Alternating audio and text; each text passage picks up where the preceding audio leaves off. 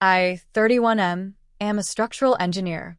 My entire job is about calculating load-bearing capacities and making sure things don't collapse under pressure. It's pretty ironic, considering how my personal life just imploded. I was with this girl, 29F, for 6 years. I supported her through 2 failed career changes, paid for her aesthetic boutique certifications, and eventually, when she wanted this high-end apartment in the city center that required a guarantor with a 6-figure income and a perfect credit score, I signed the lease as a co-signer. She had 0 savings. Her credit was trashed from a previous business failure I'd already bailed her out of. I was the safety net. I was the foundation. But she treated me like scaffolding, something to be torn down and tossed aside once the building was finished. The incident happened on a Tuesday. I came home early to surprise her for our anniversary. I found her in our bed with another guy. It wasn't some drunken mistake. It was calculated. She didn't even look ashamed. She looked annoyed that I'd interrupted her afternoon. When I tried to speak, to ask how she could do this after I'd literally rebuilt her life, she didn't apologize. She didn't cry. She stood up, wrapped a sheet around herself, and screamed at the top of her lungs. "You are so suffocating. You think because you pay for things you own me? I'm done with your stability. You no longer exist for me. Do you hear me? You are nothing." She shoved me out of the bedroom, threw my suitcase into the hallway, and locked the door. Within 10 minutes, I was blocked on every single platform. Phone, Instagram, even my work email. She ghosted me while I was standing in my own living room, or rather, the apartment I was legally and financially responsible for. I stood there for a second, my phone showing message undelivered, in a sea of red icons. I didn't chase her. I didn't bang on the door. I just said, "Perfect." I checked into a hotel and called my lawyer. I needed to know exactly where I stood regarding that lease. In New York, a co-signer is usually locked in for the duration of the term. We had 11 months left on a $4,500 a month agreement. If she stopped paying, which she definitely would, given her history, the landlord would come after me. My credit, my career, my ability to buy my own house would be incinerated. My lawyer told me I couldn't just remove myself without the landlord's and the primary tenant's consent. But I wasn't looking to just get out.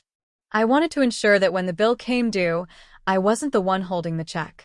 I knew she couldn't afford that place on her own.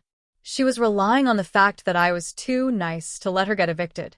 A week later, the rent for the next month was due. Usually, I'd transfer the funds to our joint account. Not this time.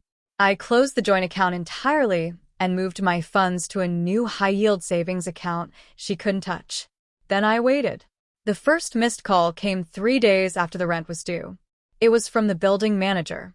I didn't answer. I wanted a paper trail. I sent a short, professional email. "I am no longer a resident at that address. Any issues regarding payment should be directed to the primary tenant." The manager replied within minutes, reminding me that as the co-signer, I was legally responsible for the full amount if she defaulted. They warned they'd start eviction proceedings against both of us by the 10th.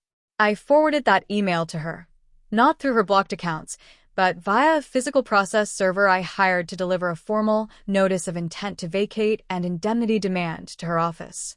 I wanted her coworkers to see her get served. The response was immediate.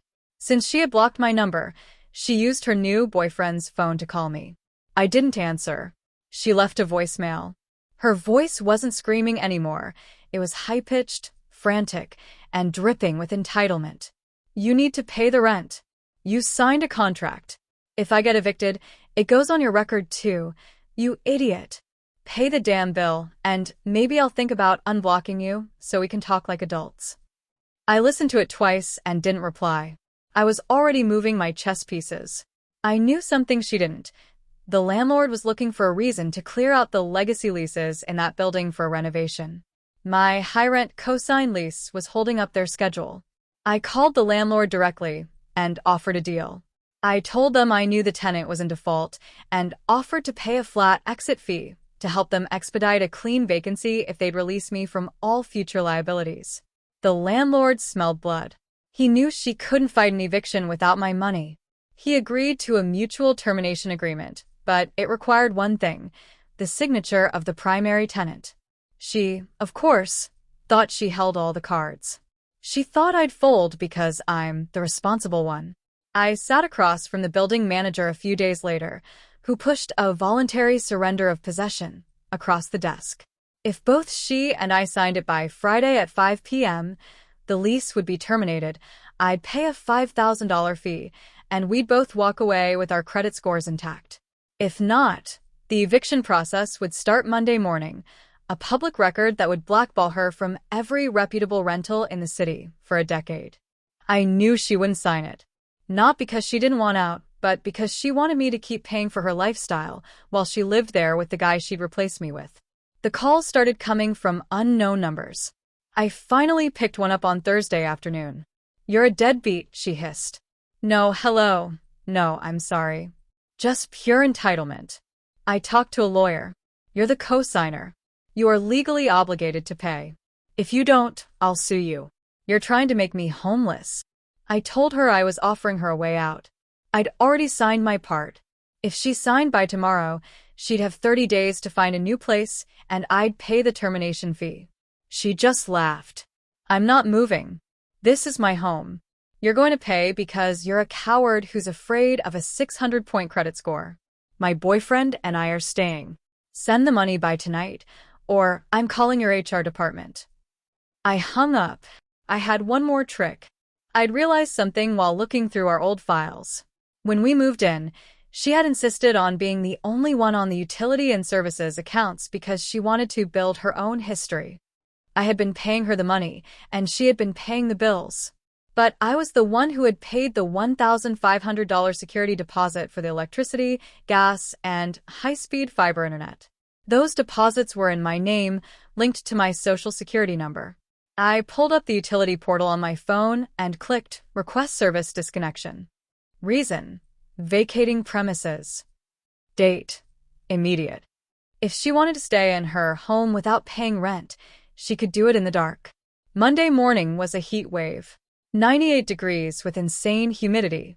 I woke up to a barrage of texts from her mother, calling me a monster because the fridge was leaking and there was no AC. I replied with a utility contract showing my name as the sole account holder. "I'm just taking her at her word," I wrote back. She said I no longer exist for her. I've stopped existing as her utility provider, too. By 10 a.m., my lawyer called. The landlord had filed the holdover eviction. She had tried to file a restraining order against me to stop the harassment of cutting off her power, but the judge threw it out immediately. "You aren't legally obligated to provide utilities for an apartment you vacated." She then posted a tearful video on Instagram, sitting in the dark, claiming financial abuse and tagging my company. I didn't panic. I called my boss and explained the cheating, the lease, and the surrender offer. My boss just told me to handle it and keep her away from the firm. She figured she could squat and live rent-free for a year while the case wound through the courts, knowing I'd eventually pay just to make the judgment go away. She forgot Section 12, Paragraph 4 of our lease. It stated that if the primary tenant defaulted, the co-signer had the right of first refusal to assume the lease in their own name. I called the landlord. I told him I wouldn't pay her rent, but I would pay my rent. I exercised my right to assume the lease. Since I was now the legal tenant and the power was in my name, I moved my contractors in. I'm an engineer, so I told the landlord the unit needed emergency structural inspections due to the fridge leak damaging the subfloor.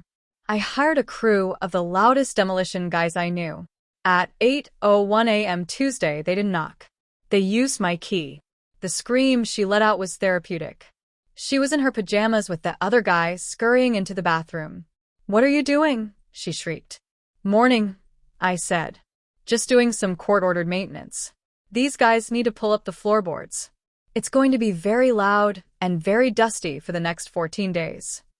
The boyfriend tried to act tough, but I held up the signed lease assumption. "I'm the legal tenant now. You're an unauthorized guest. You have 10 minutes to pack before I call the police for trespassing." He didn't even wait for her. He grabbed his bag and slipped out. The police arrived after she called 911, but I just handed them my ID and the lease assumption. The officer told her it was a civil matter and that I had the right to maintain my property. She spent the next 4 days living in a construction zone.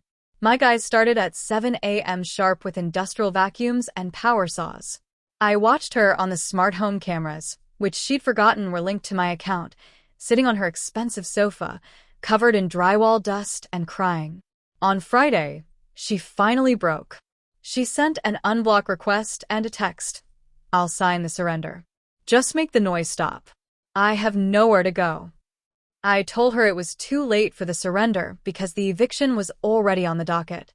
But I offered to buy her furniture for $2,000 cash, just enough for a security deposit on a studio in the suburbs.